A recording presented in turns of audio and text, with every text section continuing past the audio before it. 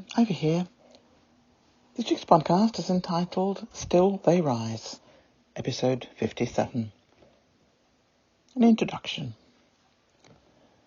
This week's podcast explores the continuous rise of the Sussexes, despite the barrage of negativity that has been sent their way since the middle of 2016, and the hurdles placed frequently in front of them since their engagement and their marriage in 2018.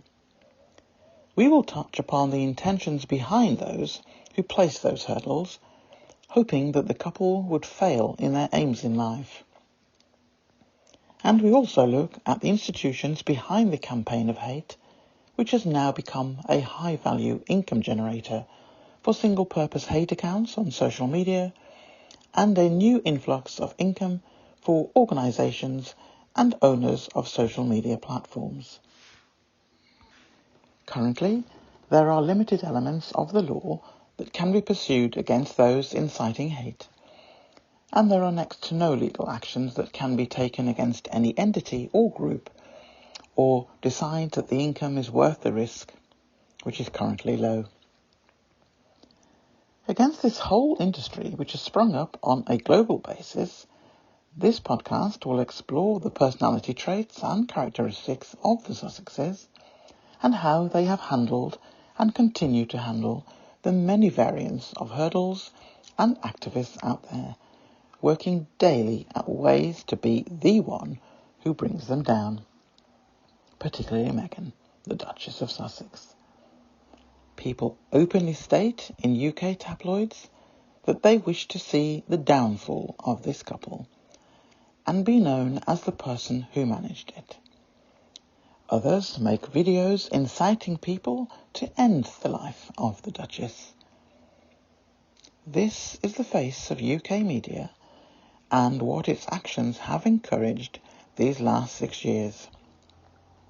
But all of it was done with a major underestimation of Meghan and Harry. And they definitely underestimated the global support network of Sussex Squad.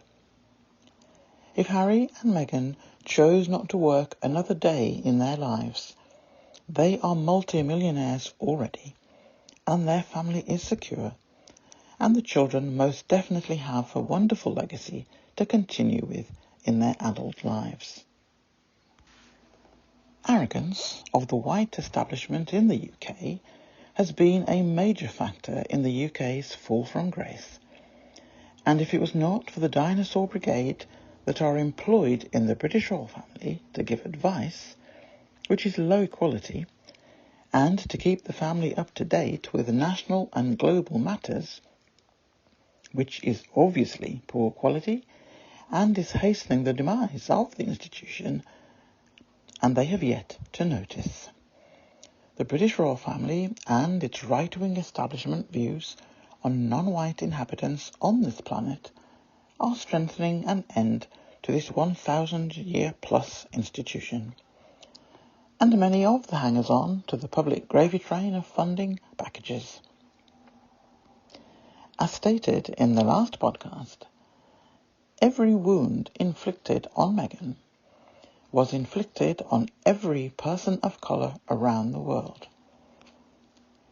If we only count the ones that have been reported on, then it should no longer be a surprise to the royalists out there that telephone-sized numbers of people on this planet have been wounded every time. Every hate-filled article in printed UK media hurts us all. Every lie told on Meghan hurts us all. Every TV panel with the same clowns they drag from their homes under the rocks to spout racial discord and slurs, but always call it something else, is being said to each of us around the world. Every emotional poison arrow sent to harm Harry hurts us too, and for that there is an ultimate price that will be paid one day. All poison boomerangs of hate sent out will all return to sender one day with increased speed and impact. It will require no action on our part. The royal family and followers are doing that all by themselves. Self-inflicted wounds by trying to harm others. All of this army of hate-filled individuals, particularly those in the media, all look like they sleep in a dehydrator along with their produce from their gardens. It is amazing how the haters are out here every day looking older than their years, and that they are drying out from within. It is like nature's way of preparing a rogues gallery for the history books. The targets of your hate, however, are looking well moisturised and very happy since they left Shutter Island. You all asked them to leave. One TV presenter ordered them to do so most days. And now that they have left, the hate-filled society cannot find a line of argument and stick to it. I.e., sometimes they accuse the Sussexes of abandoning their grandmother. Other days it is giving up their duty. Strange how I was unaware that conscription was still a thing in the UK. Or does conscription only apply in the monarchy? Conscription usually starts when you come of age.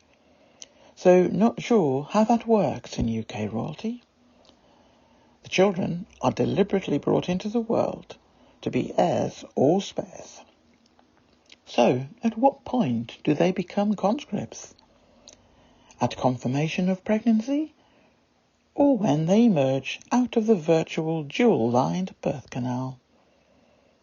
Sounds a lot like slavery to me. But maybe if I use the same brain process of a belief system utilised by at least one member of the British royal family, maybe that sort of thing does not happen in Europe, implying such events like warfare only take place in nations of black people. Slavery does not occur to white people. If we are talking about modern day, I would say Charlene, Princess of Monaco, would have a different view of that. Likewise Harry, and most definitely Meghan. The days are gone when you can harass a black woman in peace, and every weapon used against the Sussexes in particular will fail to hit home the way intended. Just remember that the squad is on duty 24/7. And this methodology of seek and destroy is used against various oppressed groups around the world. What UK royalists are doing in the belief that they are saving the monarchy, if they can destroy, or to quote the bowel movement-like individual, be the cause of the downfall of the Sussexes, because it will ensure the monarchy can continue. We cover many time zones, so anything said or reported will be seen or heard by squad members and noted, receipts gathered and stored, and suitable responses will be made if it is useful to respond at that time. And the whole world will hear our responses. The very fact that the UK monarchy family and its media arm continuously describe the Sussexes as being irrelevant, they surely spend the majority of their time and resources on writing and following and travelling to continents to peep through the windows at their latest activity. This apparent irrelevant couple's downfall is essential if the UK monarchy is to survive. What a statement! What a mission statement of UK royalty! Speaks volumes, and it will rebound back on the UK monarchy and the UK as a nation as a consequence. It will not be the British royal family alone that will be impacted by the global response. If the UK think Brexit is impacting negatively against the UK stance, it will be a mere blip compared to global responses to the UK monarchy stance on people of colour. It is like an abuser telling their victim to dim their light, and in return they will abuse you less frequently. UK, wake up.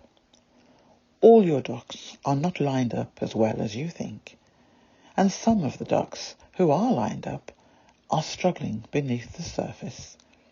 One day they will realise that they are following the wrong ducks.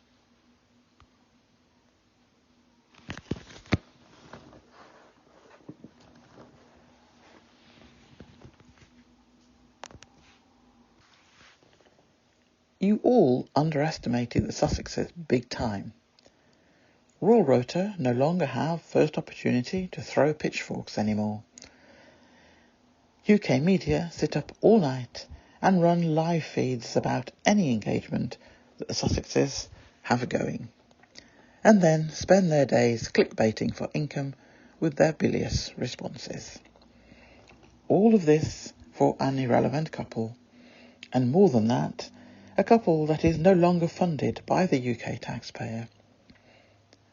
In some ways, I am personally glad that UK media is shortening the lifespan of their period of employment, because every time they put so much effort into the couple who step back and ignore the people who are tax-funded and who are the reason there is a rota in existence in the first place, it just draws attention to the public that if the royal reporters do not think the British royal family are worth writing about, why are they in existence? Good question. Meanwhile, let's discuss the wonderful global icons that the UK threw away. And now they can only sit and watch events unfold. From the back of the auditorium, on seats up in the rafters, and the best retort that they can print for their litter tray liners are the price of clothes and jewellery of Meghan. Still, because they have no idea of the discussions behind closed doors, and whether or not Harry is still showing the look of a hostage, and how all that he has to say is written and guided by Meghan. The desperation of this propaganda mob is such an embarrassment to the UK, and worse now, most global media laugh and automatically regard the UK press as a joke. The number of people in apparent business roles in the UK, but who are seen as members of the Clown Society, is growing, and who attended Clown College to peddle their wares now. All the clowns in that growing society are now wondering how come the Sussexes are still standing, and how are they doing so well. Clown Society, listen in. You might learn something. Successful business definition. Personal. For entrepreneurs, great satisfaction comes from the process of creation, starting with just an idea and building something that lasts, successfully facing challenges and as a result finding skills and strengths you do not think you had. These are aspects of personal success in business. Financial. Successful businesses earn a substantial return on investment for the shareholders who risked their capital in the venture. The founders of the company, who are generally also shareholders, are able to create wealth for their families and security for their future, as well as enjoy a more affluent lifestyle. Social. Companies also measure success by the good they accomplish for society. Some have specific goals. For example, Paul Newman's company, Newman's Own Incorporated, which manufactures and markets a variety of consumer products, distributes all of its after-tax profits to charitable causes. The company's charitable foundation has donated more than $300 million, according to Newman's own website. Longevity. With the number of businesses that fail or start out strong only to stumble in the competitive marketplace a few years later, another measure of business success is longevity in the turbulent and ever-changing business world. Customer satisfaction. Having customers solve a problem. That is the reason many of the products and services we use every day were created. Praise from satisfied customers provides a feeling of accomplishment that for some business owners is as important as the financial rewards they earn. Employee satisfaction. Fortune magazine publishes an annual list of what it considers the 100 best companies to work for. Business owners themselves have their own measures that they use to test employee satisfaction. They see how committed each member of the team is to the organisation's goals. They measure the aspect of business success by how many employees stay with the company for 5 to 10 years or more. Personality traits for success. Agreeableness, compassion, respectfulness, trust, and the tendency to go along with others. Conscientiousness, organisation, productivity, responsibility, and the tendency to be careful and hard-working and to follow rules. Extroversion, sociability, and assertiveness. Neuroticism, tendencies towards sensitivity, negative emotions, anxiety, and depression. Openness to experience, curiosity, creativity, and appreciation for new ideas, values, feelings, and behaviours. Hurdles successful people overcome. Being around the wrong people. There are a lot of people around who are willing to crush your spirits and dampen your self-belief. It is difficult to obtain success when you surround yourself with people who are okay with being average and sticking to conventional. Getting out of that box and meeting success required that you find your tribe of like-minded people who will propel you and push you to maximise your potential. Harry and Meghan had no one within the institution who had aims and objectives with goals included related to anything other than being a poster figurehead family, and what each could achieve from the system, and the minimum performative tasks required to get through the comic book called annual accounts. Harry and Meghan knew that the only way anyone with intellect and empathy could stay within such a structure as the UK monarchy would be to reduce oneself to a clone-like person who had no independent thought, and be prepared to be the rubbing rag for every other member of the family's misdemeanours, and slowly lose their identities in return for a luxury lifestyle that one could only enjoy if there is no activity in the brain. Members of the British royal family have to go out and put on demonic grins, and with a bit of luck come into physical proximity with people of colour as little as possible. On the occasions that a royal has to take a hit for the firm, as a matter of duty that they like to quote as being their reason to be, part of such a well-known institution, they bring out the rent-a-black person crew, who generally are the coconuts who are still in the lick the master's boot phase, because it will mean less lashes in the future.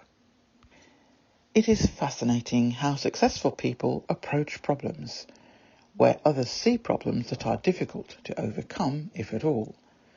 Successful people see challenges which are to be embraced, and obstacles to be overcome. That the confidence shown in the face of hardship is driven by the ability to let go of negativity that holds so many otherwise sensible people back. Martin Seligman of the University of Pennsylvania has studied the phenomenon more than anyone else has, and he has found that success in life is driven by one critical distinction: whether you believe that your failures are produced by personal deficits beyond your control, or that they are mistakes you can fix with effort. Another interesting finding by Seligman concludes that success isn't the only thing determined by your mindset. It could be argued that some members of the British royal family could be correlated here, at least with the public persona that we see. Maybe the real individuals are different on the inside of palace walls. Regardless, using the same analogy, i.e. the public persona, in relation to Harry, I think he can be identified in these findings in one main category, and likewise Meghan. Seligman found that there were much higher rates of depression in people who attribute their failures to personal deficits. Optimists fare better. They treat failure as learning experiences and believe that they can do better in the future. The success mindset requires emotional intelligence, EQ, and it is no wonder among the 1 million+ people that were tested, 90% of top performers have high EQ. Remember, in the Slow Dancing in a Burning Room podcast, we touched on briefly about high IQ and EQ. It was clear as day which group lacked emotional intelligence, using the dance analogy.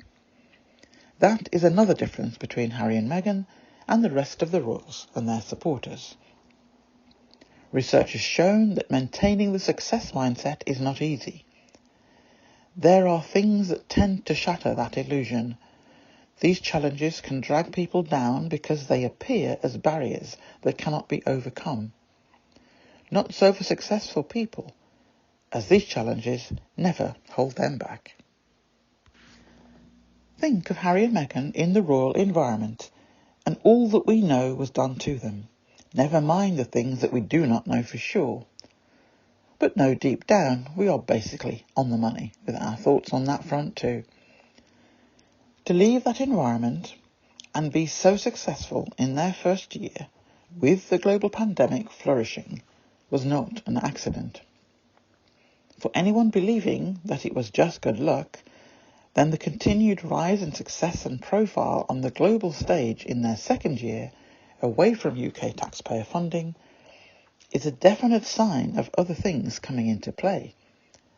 Let's not forget that all those relevant ones left in the UK under the spotlight that they craved since 2016 now had the stage all to themselves as they wanted.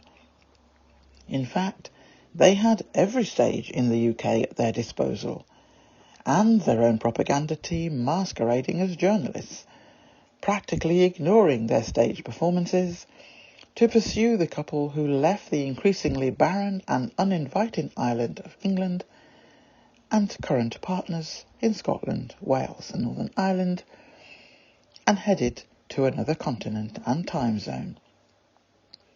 The UK has conducted itself in a similar way to most of the regimes that they criticise elsewhere, including the use of its media, and the information put out to the public, and the slant in which it should be disseminated.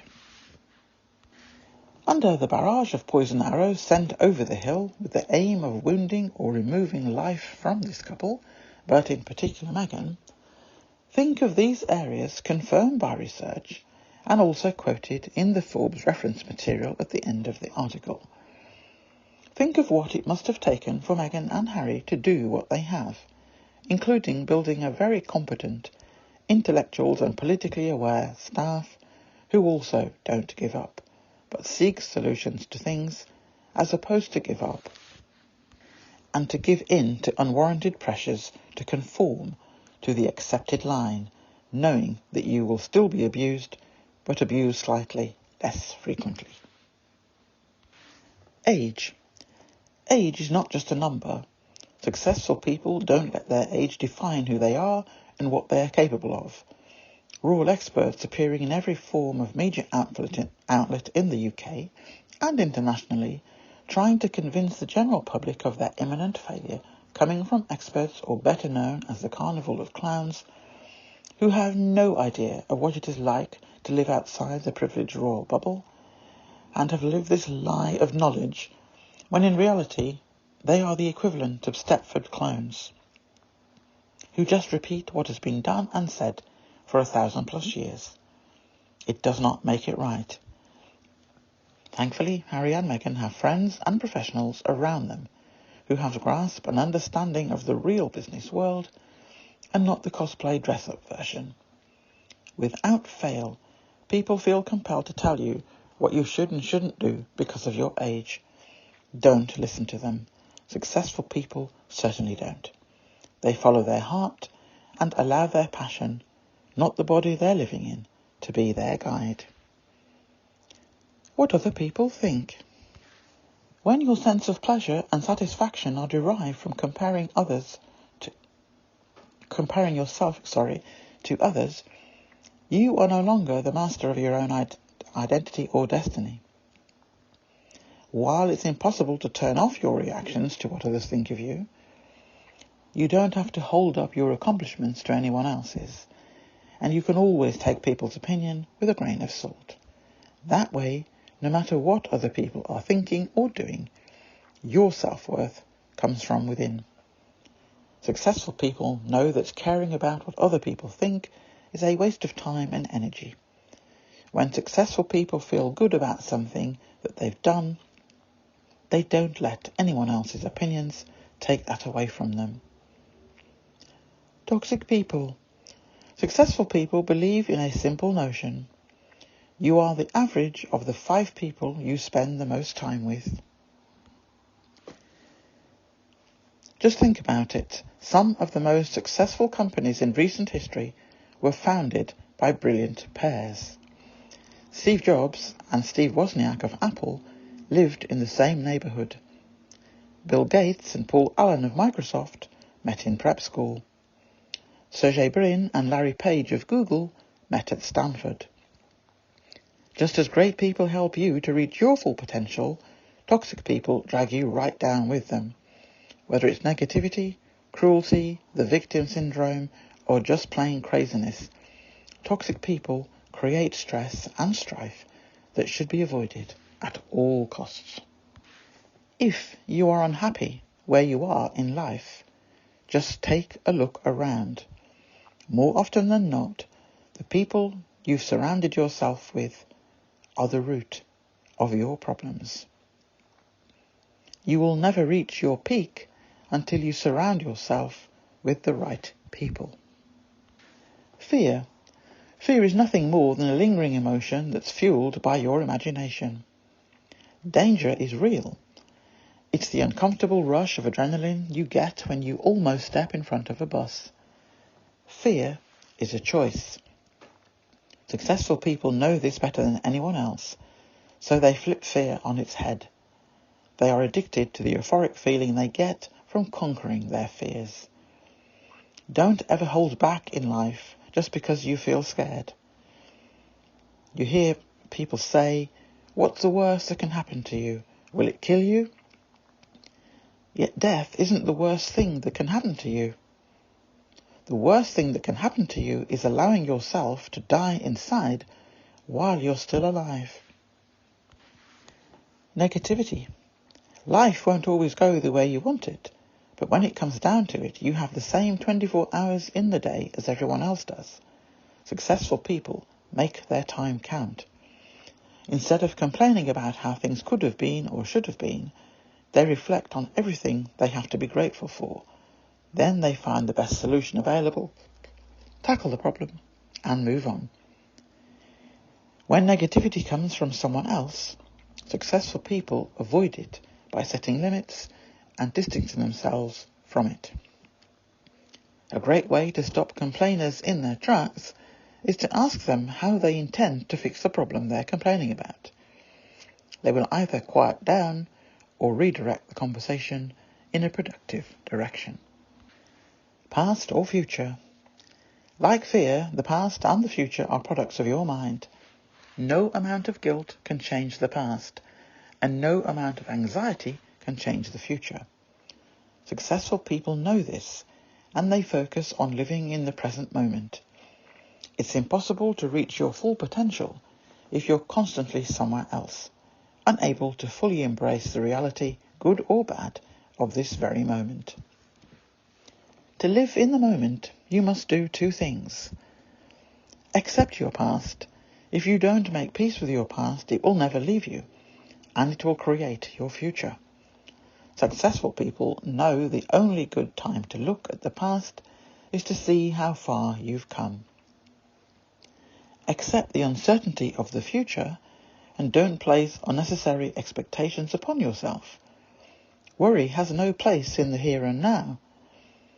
As Mark Twain once said, worrying is like paying a debt you don't owe. What is high-impact philanthropy? What is a philanthropist? Before understanding a high-impact philanthropist, we need to understand what is a philanthropist first. Philanthropist is a person who is actively making an effort to promote and enhance human welfare. Philanthropy means generosity in all its forms and is often defined as giving gifts of time, talent and treasure to help make life better for other people. For example, could be a monetary donation to those in need of money, or directly via a high-impact charitable organisation. You don't have to create a charity to be a philanthropist. You can give some of your time, such as helping in food banks, volunteering at annual shelters, or even raising funds to donate to your favourite causes. What is a high-impact donation? You can donate time or money to any charity or non-profit. However, not all donations are high-impact.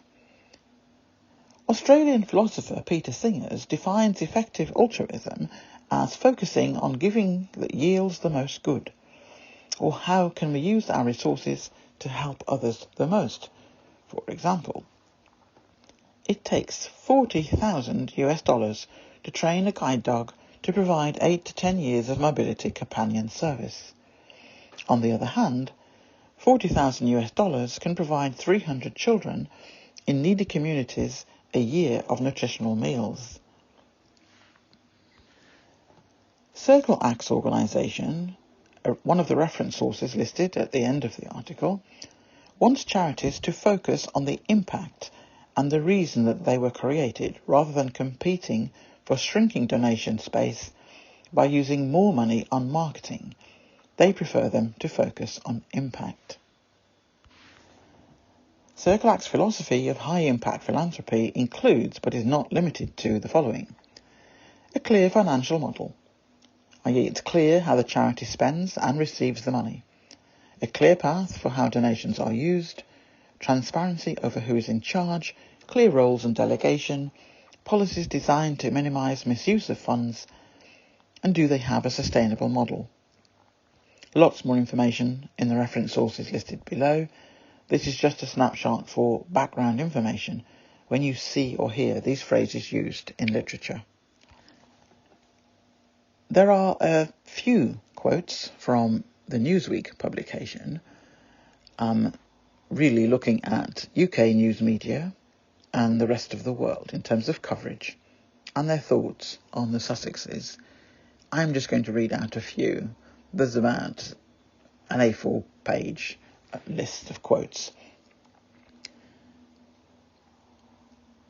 A recent tweet by US journalist Stephanie Gorillas reads, America, in particular the black community, have been so welcoming and loving to Prince Harry.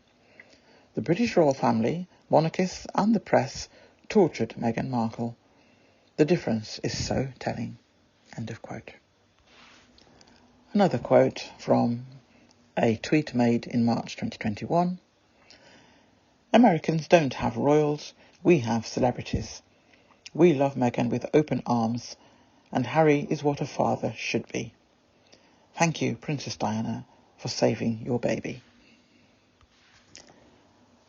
There are quotes in there from Americans, and you will recognise instantly the ones from the UK press on a range of things, including comments about Harry and Meghan's recent absence from the memorial service. This is the quote. I know it's not recent, but you get what I mean. For the Queen's husband, Prince Philip, reignited claims that the Sussexes were snubbing their family members.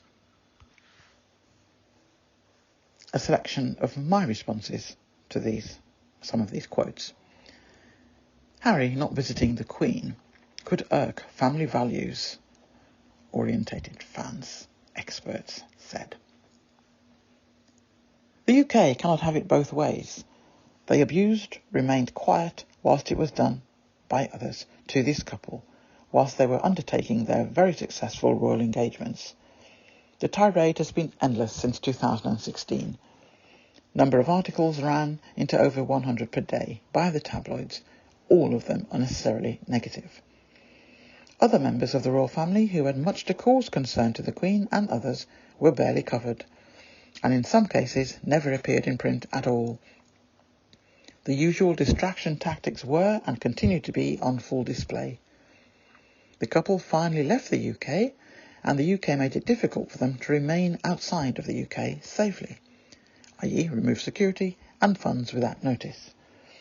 Tyler Perry, who was and continues to be an angel on earth to so many people, came to the aid of the Sussexes.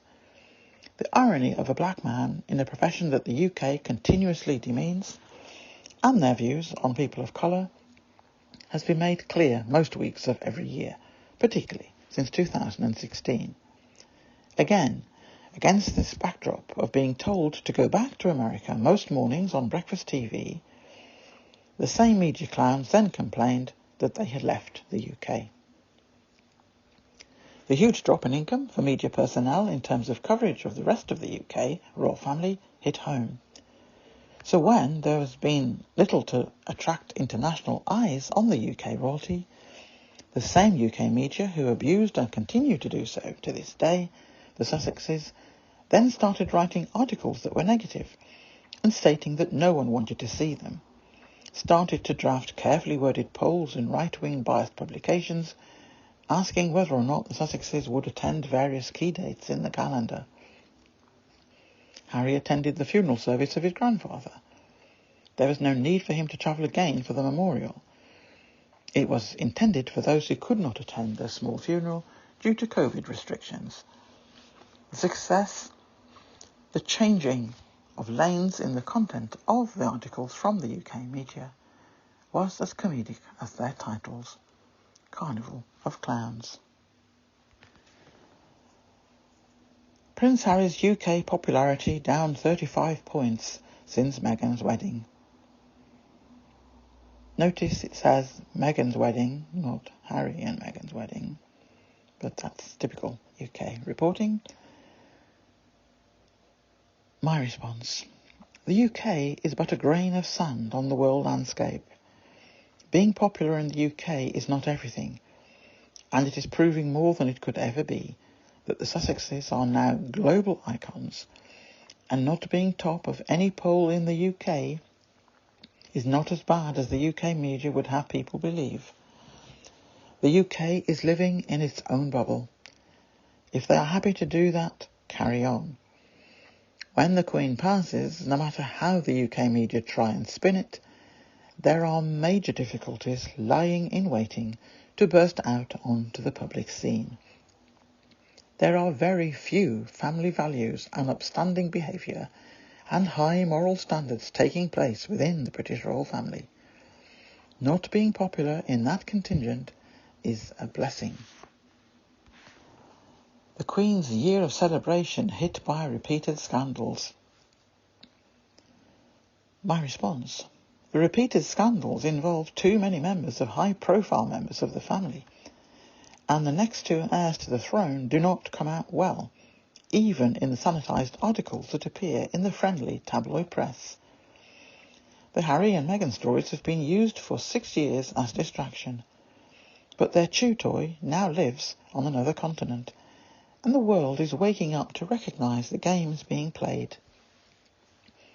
I, as a UK citizen, could not be happier that the Sussexes left this place. If either of the two heirs make it to the throne, I wager that neither will reign very long. We shall see. The most important thing is that the Sussexes family are out of the mess and the dysfunction. They are carving out their own path for their family and their foundation, none of it funded by UK taxpayers. They are paying their own way, and they are globally recognised. The two heirs in line for the throne should spend more time looking at and being concerned about the direction of travel and the impact on the increasing numbers of the population within the UK. Too much time and resources are being spent trying to bring down the Sussexes. As one of the current favourite authors of the British royal family has stated, it is essential that the Sussexes' downfall must occur. Otherwise, the royal family will fail. What a statement. The irrelevant couple who cost the UK not a penny, and being self-financing means that it makes the British royal family look unnecessary. I agree with the latter half of that sentiment. But that has nothing to do with the Sussexes, unless the same author and the next two heirs, particularly the second in line, continue to wail on about how the monarchy is in peril, because one of the family left with his wife and children to live in another country. What does that say about all the others who have been there longer than Prince Harry? What have they been doing all this time? What have they been doing whilst Harry was developing sustainable projects, all of them with huge success? One of the heirs has no completed projects to his name in the 20 years since he became an adult. So less of palming off blame for failures of British royal family to Harry and Meghan, and a little bit of introspection would not go amiss. The performance of the British royal family is no longer Harry's problem. You wanted him to leave, and he has left. You wanted the limelight, and now you have it. Yet the priority is to ensure that the Sussexes fail. Oh my word, it seems that the British royal family and its media truly believe that the British royal family will suddenly become popular and competent to become the next best thing.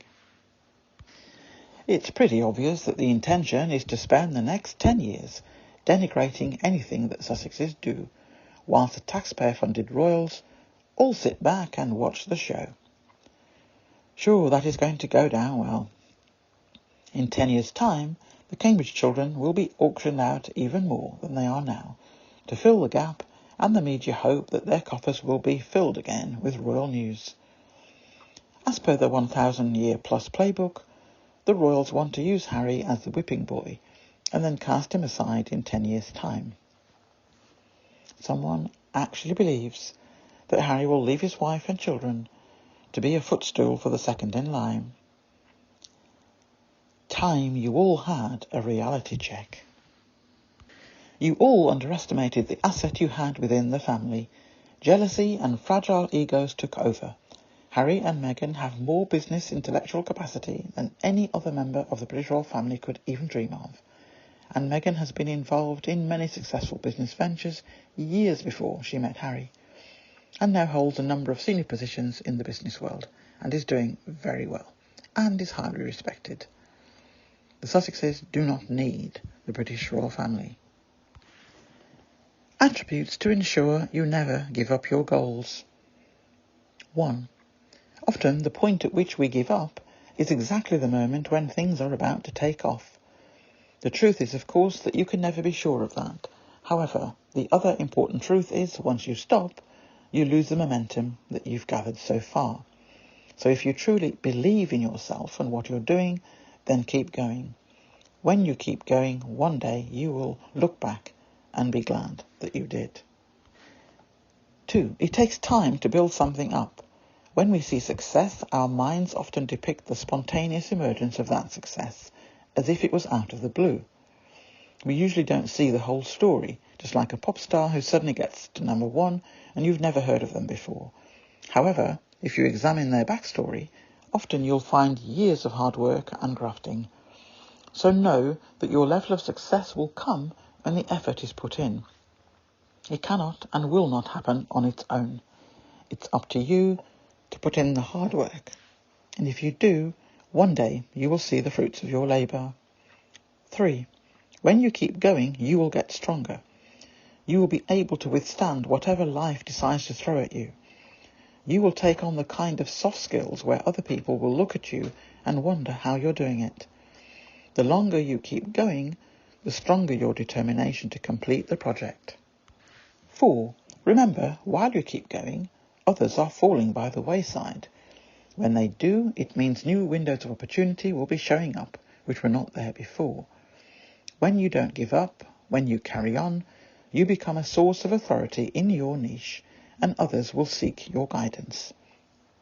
5. It is about the journey and not just the destination. We all understand that on an intellectual level. However, the grandest truth is that it is actually about both. The journey is for the enjoyment, but the destination is for the lessons. To enjoy the journey is wonderful, but not to complete it is to never receive the imperative life lessons that the whole process has come along to teach you. Keep going until you get that answer, and until the cycle is complete, because this is what true fulfillment is. It's about completing the cycle. 6. Last but not least, whether you fail, succeed, prosper, crash and burn, or whatever the outcome may be, you did it. You can say to yourself, I did it, at least I tried. You can say to yourself that you gave it a shot and dared to be bold, where others did not, because they allowed their fear to hold them back. Keep going for this reason alone. No one can ever take that away from you. Harry and Meghan will continue to rise, despite what UK establishment and traditionalists believe. 1. Successful people embrace change. Unsuccessful people fear change. Successful people exude joy. Unsuccessful people think and say and do negative things. Successful people forgive others. Unsuccessful people hold grudges. Successful people track progress. Unsuccessful people criticize. Successful people share information, data and ideas. Unsuccessful people hoard. Successful people are humble. Unsuccessful people talk more than they listen. Successful people take risks. Unsuccessful people take the easy way out. Successful people learn, improve, and read every day. Unsuccessful people stop learning. Successful people handle problems well. Unsuccessful people act before they think. Successful people accept responsibility for their failures. Unsuccessful people blame others. Successful people work with passion and commitment. Unsuccessful people have a sense of entitlement. Successful people spend time with the right people. Unsuccessful people think they already know it all.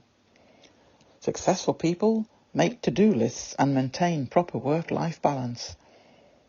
Unsuccessful people waste their time. Successful people write down goals and think long-term about their burning desires. Unsuccessful people get distracted every day. Successful people compliment others. Unsuccessful people try to bring others down to their level. Successful people want others to succeed. Unsuccessful people hope that they fail. Successful people know their purpose and mission. Unsuccessful people don't know what they want to be. To end this podcast, I cannot help but once again call upon this poem by my favourite author, Maya Angelou, as it is so apt to close this session, as it is an ode to all the haters out there, and the jealous Karens and Kens, and to all clout-chasing royal writers who write to order, and the carnival of clowns, and the latest bowel movements intent to publish something aimed at causing the downfall of the Sussexes. His word, not mine. This is for you all.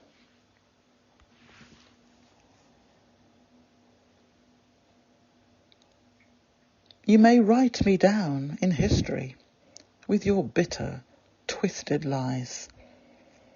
You may trod me in the very dirt, but still, like dust, I'll rise.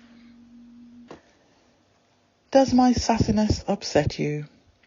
Why are you beset with gloom? 'Cause I walk like I've got oil wells pumping in my living room. Just like moons and like suns, with the certainty of tides, just like hopes springing high, still I'll rise. Did you want to see me broken, bowed head and lowered eyes, shoulders falling down like teardrops, weakened by my soulful cries? Does my haughtiness offend you? Don't you take it awful hard, 'cause I laugh like I've got gold mines digging in my own backyard. You may shoot me with your words, you may cut me with your eyes, you may kill me with your hatefulness, but still, like air, I'll rise. Does my sexiness upset you? Does it come as a surprise that I dance like I've got diamonds at the meeting of my thighs? Out of the huts of history's shame I rise, up from a past that's rooted in pain I rise. I'm a black ocean leaping and wide, welling and swelling I bear in the tide, leaving behind nights of terror and fear. I rise into a daybreak that's wondrously clear. I rise, bringing the gifts that my ancestors gave. I am the dream and the hope of the slave. I rise. I rise. I rise. That's the end of the podcast for this week. Hope, as usual, that you find it informative, interesting. There's far more details, far more references, far more examples of quotes and things in the article, and as usual, a long list of reference sources at the end. Look forward to speaking with you all in the comments, and I will see you again next weekend. It's bye from Ivy. Bye.